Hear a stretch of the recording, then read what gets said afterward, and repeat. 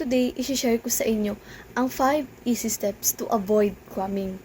Nung ginamit ko yung 5 easy steps na to, literal na napadali yung buhay ko at naiwasan ko yung cramming na yan. Gusto mong malaman? Panoorin mo to.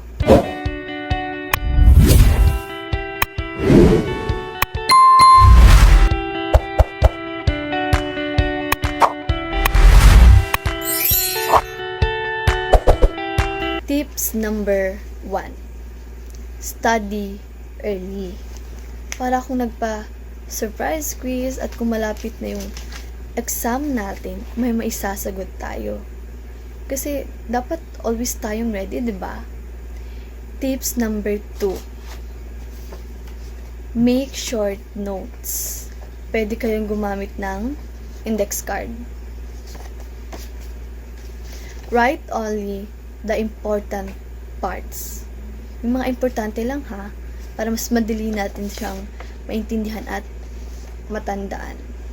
Kung alam mo naman yung lesson ninyo, kaya mo yan. Tips number 3. Have a time, study. Pick a time, study every day like 6 p.m. Or kung gagawin mo siya sa umaga, dapat 7 a.m. para fresh lang yung mind natin at kaya pa nating umalala ng mga lessons. Tips number 4. Tips number 4, of course, turn off your phone. Nako. Turn off your phone or notifications. Kasi tayo, pag nakikita natin yung cellphone natin, nakuha agad yung attention natin.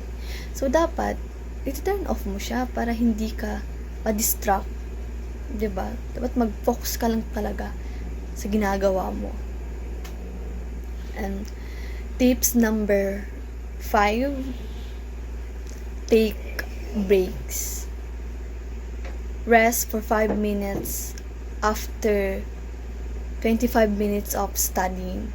Kasi tao lang tayo, napapagod din tayo, kailangan natin magpahinga. Tips number 6, dapat marunong tayo mag-manage ng mga oras dito para magawa natin sa tamang oras ang pinapagawa sa atin ng mga teachers. Tips number 7, review regularly para kung nagpa-recitation, ready ka. Tips number 8, get enough sleep para maalala mo yung mga na-study mo. So, aim 7 to 9 hours sleep. Tips number 9, stay organized, keep all your study materials para wala kang makalimutan. Kasi tayo, nakakalimutan tayo. Tips number 10, make a to-do list para hindi ka mag-cram at alam mo kung ano yung gagawin mo sa bawat subject. Tips number 11, prioritize tasks. Unahin yung mga tasks na malapit ang deadline para hindi ka mag-cram at magawa mo sa tamang oras. Tips number 12, be responsible. Pag may pinapagawa, gawin mo na agad. Huwag mo na antayin mo. Mamaya na to, marami pang oras. Wag. Kasi mauubos na ka talaga ng oras. Tips 13, intindihin mo yung mga lessons ninyo para madali na lang sa'yo at hindi ka mahirap. Tips number 14, don't pressure yourself. Basta gawin mo lang ang mga tips na to, magiging madali na lang sa'yo. Hanggang dito na lang guys. Lunchtime na namin. Bye! Nakita mo sa ikaw may gumiti. Masakit sa akin napakawalan ka. Mas mabuti na to ka sa magaba. May mushroom, pero wala mushroom. Alam?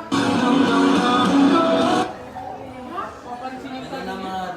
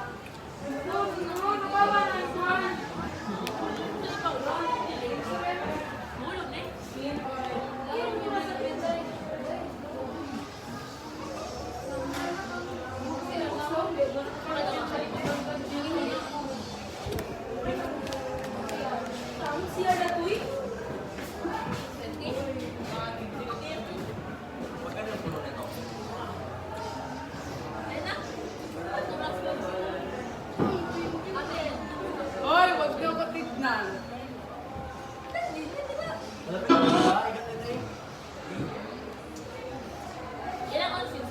Bawal matalo ang ano ah. Bawal matalo.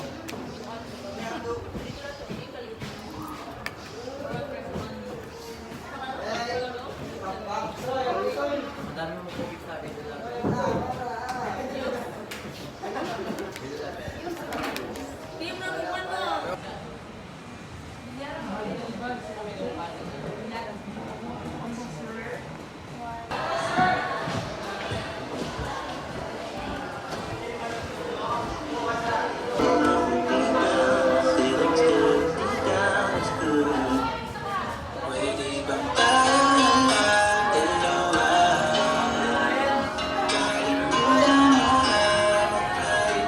So that's it, guys. Don't forget to like, share, comment, and subscribe for more school hacks. Thank you. Bye.